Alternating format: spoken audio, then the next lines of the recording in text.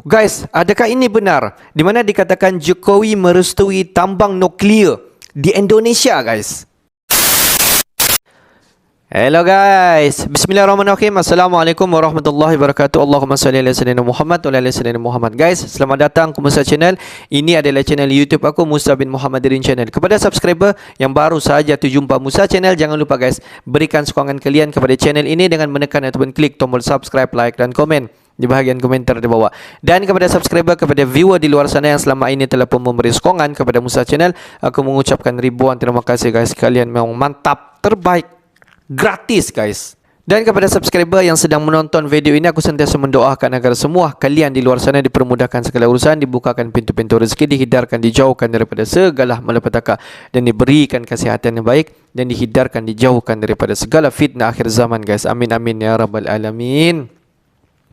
Guys, seperti biasa hari ini kita akan buat sedikit lagi video reaction di channel Bagi-Bagi. Dan kalau kita tengok judul video yang kita akan react hari ini, di mana dikatakan Jokowi merestui, Jokowi memberi kebenaran untuk Indonesia menambang bahan-bahan nuklear di Indonesia sendiri guys. Wow, adakah ini benar guys? Jom sama-sama kita semak dulu video ini. Seperti biasa di hujung nanti baru kita akan bagi sedikit kita punya respon mengenai video ni guys. Apa-apa pun jom kita semak dulu video ni. Wow. Sangar, Jokowi restui bahan baku nuklir ditambang di NKRI. Eropa siap gugat ke WTO. Presiden Joko Widodo merestui penggunaan bahan baku nuklir di tambang Indonesia. Indonesia, we have had a lot of discussions and dialogue, exchange of know-how, solutions that worked in Europe, and explain how it was done, and so that our Indonesian colleagues could decide for themselves whether it fits here. Yes. Tantangan dan kebutuhan yang berbeda dalam mentransformasikan sistem energi mereka. Transisi energi bukan hanya tentang perubahan pemanfaatan dan penggunaan bahan bakar fosil ke energi terbarukan, tetapi menyangkut aspek yang sangat kompleks. Dari ilmu pengetahuan dan teknologi sampai dengan aspek sosial, ekonomi, dan lingkungan. Karena itu dibutuhkan strategi dan mekanisme yang tepat untuk mengidentifikasi tantangan saat ini dan tantangan di masa ke depan.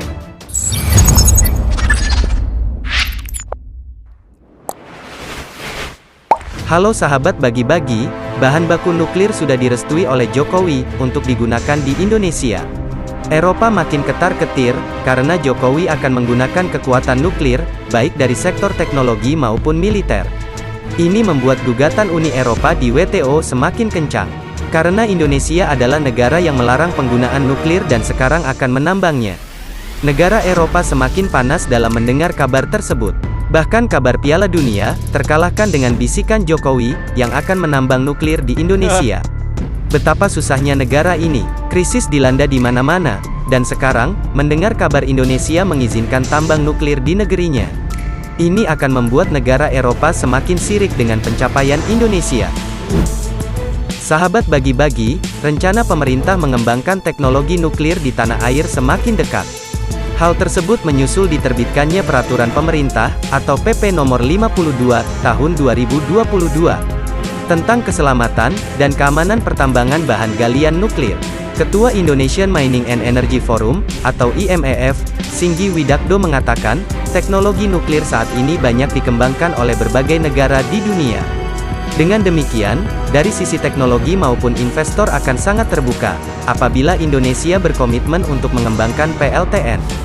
Dengan dikembangkannya PLTN di Indonesia, membuat teknologi nuklir akan berkembang pesat, dan lama-lama digunakan untuk teknologi militer.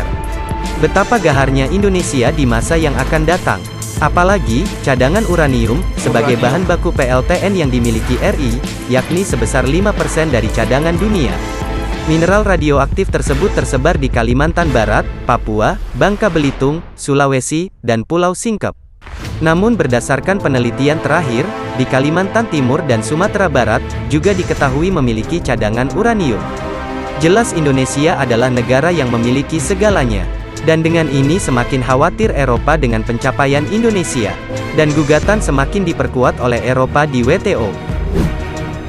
Sahabat bagi-bagi, sebelum pemerintah berencana membangun pembangkit listrik tenaga nuklir, atau PLTN di tanah air, harus dipastikan terlebih dahulu, sebaran cadangan uranium. Hal tersebut untuk memastikan agar Indonesia tidak bergantung pada produk impor setelah PLTN beroperasi. Pasalnya jika Indonesia bergantung pada produk impor, tentunya Eropa akan semakin mendengakkan kepala ke atas, seraya menyombongkan diri mereka. Eropa terus berupaya menyodorkan pasal-pasal, agar Indonesia tidak menggunakan sumber daya alamnya dengan baik. Memang langkah licik Uni Eropa sering membuat kita kesal. Untuk diketahui, selain PP nomor 52 tahun 2022, tentang keselamatan dan keamanan pertambangan bahan galian nuklir, Presiden Joko Widodo juga menetapkan penerimaan negara bukan pajak, atau PNBP yang berlaku pada Badan Pengawas Tenaga Nuklir, mulai dari 0 sampai 513 juta. Hal ini tertuang dalam Peraturan Pemerintah atau PP nomor 42 tahun 2022, tentang jenis dan tarif atas jenis PNBP, yang berlaku pada Badan Pengawas Tenaga Nuklir. Aturan ini diteken Jokowi pada tanggal 1 November tahun 2022. Aturan ini dibuat oleh Jokowi agar Indonesia terbebas dari cengkraman atau campur tangan pihak luar, soal nuklir di Indonesia, dan demi keselamatan warga Indonesia. Sahabat bagi-bagi, dalam pasal 1 ayat 1, tertulis, bahwa terdapat beberapa jenis PNBP yang berlaku, pada Badan Pengawas Tenaga Nuklir. Rinciannya, perizinan, penerbitan ketetapan selain perizinan, serta penyelenggaraan ujian lisensi bagi personel yang akan bekerja, sebagai petugas tertentu, pada instalasi yang memanfaatkan sumber radiasi pengion, dan instalasi nuklir untuk memperoleh surat izin bekerja. Lalu, penyelenggaraan sertifikasi kompetensi bagi petugas keamanan sumber, atau zat radioaktif, dan personel uji kesesuaian pesawat sinar X radiologi diagnostik, dan intervensional serta penyelenggaraan pelatihan pejabat fungsional pengawas radiasi.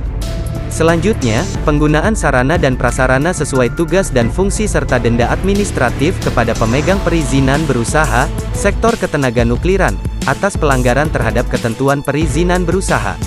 Nuklir akan menjadi primadona dunia, Indonesia sedang menggagas teknologi nuklirnya. Namun perlu diketahui, Indonesia perlu berhati-hati, karena nuklir bisa menjadi barang paling bermanfaat, namun juga bisa menjadi barang paling berbahaya di dunia. Sahabat bagi-bagi, selain pengembangan nuklir, Jokowi juga telah menemukan harta karun di lumpur Lapindo. Dengan penemuan ini, membuat negara Uni Eropa semakin panas dingin, dan terus mengawasi gerak-gerik Indonesia di kancah internasional. Badan Geologi Kementerian Energi dan Sumber Daya Mineral, atau ESDM, mengindikasikan adanya kandungan mineral kritis di lumpur Lapindo, Sidoarjo, Jawa Timur. Mineral kritis itu berupa barang langka, seperti litium dan strontium. Litium adalah mineral kritis yang saat ini sedang dicari-cari, lantaran fungsinya yang bisa menjadi bahan baku pembuatan baterai kendaraan listrik. Sementara strontium bisa digunakan sebagai bahan baku industri elektronik. Dari catatannya Badan Geologi, kandungan litium di lumpur Lapindo, Sidoarjo itu kadarnya mencapai 99 sampai 280 ppm. Sementara untuk strontium, kadarnya mencapai 255 sampai 650 ppm. Sangat mengerikan, ini bisa membuat Indonesia semakin kaya raya, dan menjadi pemasok kendaraan listrik terbesar di dunia. Sahabat bagi-bagi, terkait adanya potensi harta karun super langka itu, Badan Geologi sudah melakukan penyelidikan pendahuluan, pada tahun 2020, di daerah bagian selatan lumpur Lapindo, Sidoarjo, Jawa Timur. Saat ini, kata Haryanto, temuan litium dan strontium yang ada di lumpur Lapindo itu, sedang dilakukan pengujian ekstraksi oleh mitra, di Kementerian ESDM, tepatnya di Balai Besar Pengujian Mineral dan Batu Bara atau Tekmira. Tak hanya itu, ada juga kerjasama dalam hal pengujian dan eksplorasi serta ekstraksi atas litium dan strontium tersebut.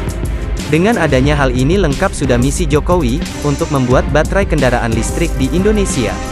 Barang sudah ada semua, tinggal proyek dikerjakan, dan negara Eropa, tinggal melongo melihat kejayaan Indonesia. Sahabat bagi-bagi, mari kawal pemerintah Indonesia untuk menjadikan NKRI ini maju.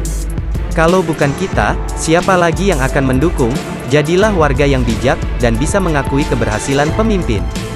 Jangan santuy terus, mari kita barbar, merdekalah kita seutuhnya, merdeka.